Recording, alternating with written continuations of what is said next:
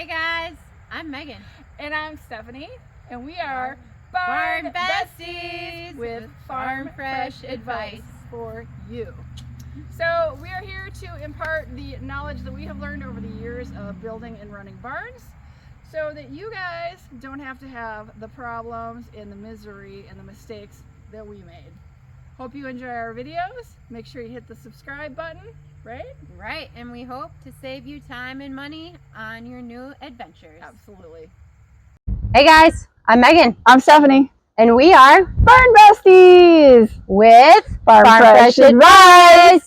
So I'm here at Megan's farm, and I'm standing next to the Bobcat. So what do we got going on today? So twice a year, we need to take our compost out to the field. I do smell some fine compost.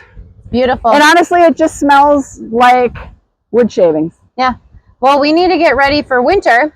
So you got to clean this all out. Yeah, generally I like to take the manure straight out to the field. It makes our life easier. Yeah. However, when it snows and the drifts are bad, I don't like to take the tractor out into the field. Yeah. So you don't have a giant tractor that can handle 2 feet of snow on the ground? We don't. So I like to have the manure composted over winter. Yeah, and it helps. When it composts and breaks down, it just helps it be more readily supplied to the field. Yeah, the farmer loves it. So I'll show you what I do, and then we'll take the manure spreader out to the field. All right, so I'm going to get out of the way because these are dangerous to be around. I'm going to hang out with this cameraman. I'm going to also take your microphone because nobody wants to hear how loud it's going to be. Tell everybody what it is. We'll have 2 microphones. Let's turn yours off. Oh, it's been a while. Hopefully I don't get a load of manure on me because I don't have my door on. All right. We better get out of the way, Mr. Cameraman.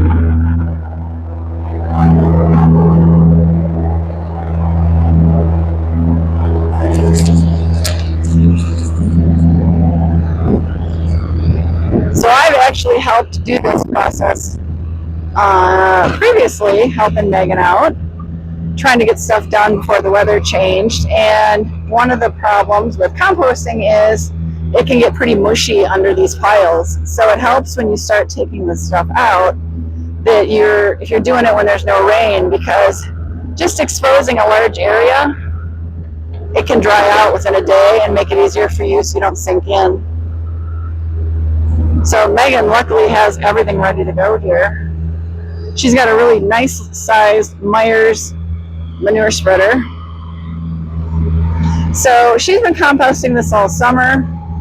I've actually mentioned on a previous video I've driven her Bobcat, and that's been to actually push these piles, because the more you pile them up, the more that heat pressure will get everything to start to really compost.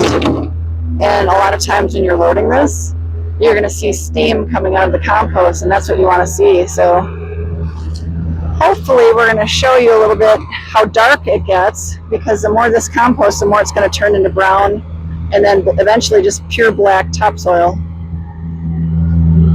Great nutrients for the farm fields.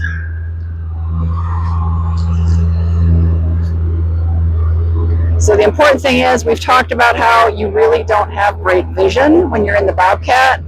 So you've got more peripheral vision. So Megan's going to be using landmarks out of the sides of her eyes and the sides of the cab to get an idea of how close she is with her bucket to the front of the manure spreader, so that she knows she can raise that boom and bucket up to clear the side of the manure spreader so she doesn't smack into it and cause damage to either the manure spreader or, of course, the Bobcat and bucket. You can kind of see right now she's just starting to get it raised up. She gets close, she pulls it way up so she knows she can get up and over. And again, that's learning how to drive one of these and knowing your landmarks and understanding how to use your peripheral vision, because you're really blocked in the front from really being able to see anything. Look how nice that compost is. So the best thing for compost is the pressure of being a deep pile, getting some good quality water involved. So you do want your compost to get wet and rained on, and then periodically turning it over to get that wet stuff a chance to get worked into the pile, because what it starts to do is heat up and cook. The perfectness of composting.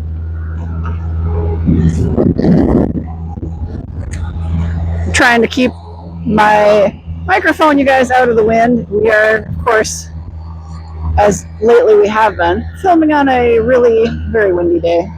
It's a beautiful fall day in Wisconsin. So Mr. Cameraman here is going to show you the view. You can see she gets close and then she raises it up, making sure she's clearing. So she can get a really nice load going.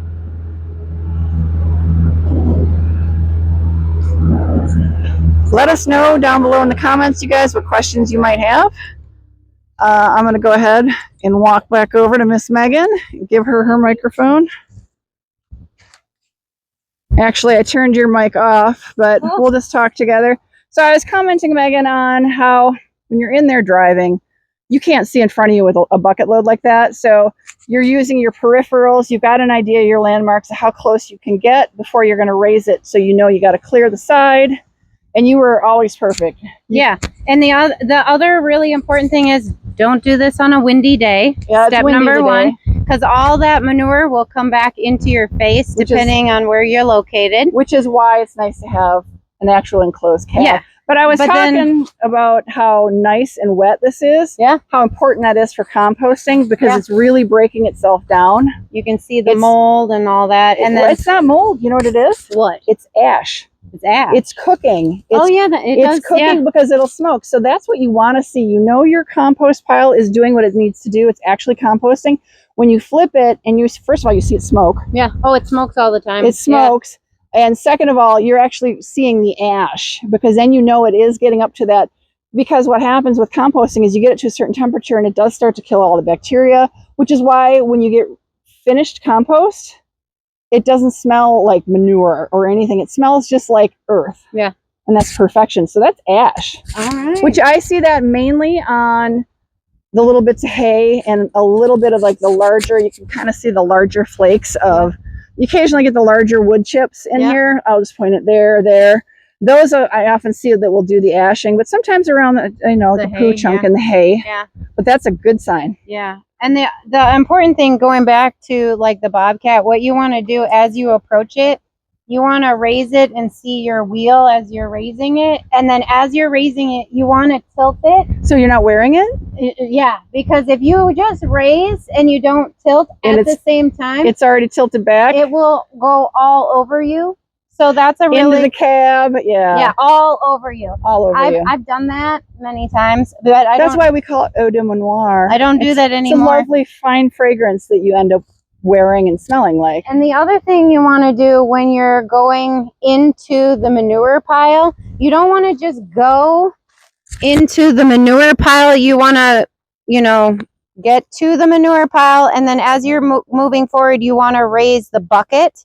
And that's how you scoop it up. And then once you get it up, you want to tilt it towards you. Because you can see the ruts that I make. Under here is pretty wet. I actually talked about that while you were doing that. Good. I talked about how Sorry, guys. The importance of composting and keeping things piled. For one, that weight and the moisture helps keep it cooking. Yeah. And I talked about how as you were going to get in here, we were going to see you start to sink because it holds all that moisture in. So if you can actually spend a couple days doing this, like this should start drying out. It won't dry down tomorrow. Yeah, but you want to give it a chance to completely dry out. And you go around. I typically go around the pile. I approach it, but there's a big wet area right over there that you will get stuck in. And it's great that you have the Bobcat and be able to scoop your way out. Yeah, push your way out with the bucket. Yeah. So that is one of the things. A lot of farmers, they'll make feed bunkers, which is the same concept when you're making silage. It's fermenting. It's the same concept. It's going to get hot. It's going to ferment. They make it out of concrete, which would be ideal. That's what I want. It would be ideal to put a concrete pad in here and cement blocks. And a cement block that's to my push goal. up against. Yeah. Because I mean, what happens is this never truly dries out. Nope. So you're always got that moisture underneath. It's just like boggy. Yeah. So Yeah, so Well, we're cool. growing the mosquitoes and all that. But now let's take you out to the field. yeah. We'll show you that fun, exciting trick. Are we going to do that in a new video? We'll do that in a new video, All right. guys. It's going to be part of this. So Come on back. come back for part 2. We're going to go for a little ride in the tractor and spread some manure. All right. Thanks, guys.